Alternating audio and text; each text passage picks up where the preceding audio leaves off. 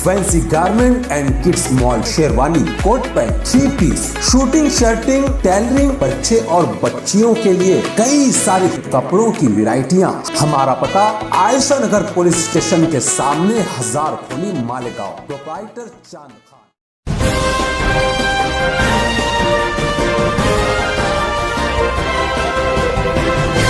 मानव समाचार, मानवता के हक में। 6 दिसंबर के पेश नज़र मकामी पुलिस का आज शहर के हसास इलाकों में रूट मार्च हुआ।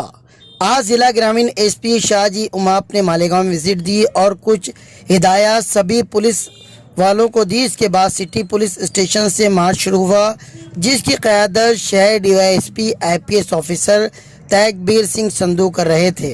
इस रूट मार्च में कई पुलिस थानों के PI व दीगर पुलिस कर्मचारियों ने हिस्सा लिया। ये रूट मुस्तफ़ा बाजार, आगरा रोड, सुपर मार्केट, मुशौरत चौक, सुलेमानी मस्जिद, फतेह मैदान, भिक्कू चौक, तांबा काटा, सरदार मार्केट, नंदन टावर, किदवाई रोड, शहीदों की यादगार से होता हुआ दोबारा सिटी पुलिस स्टेशन पहुंचा।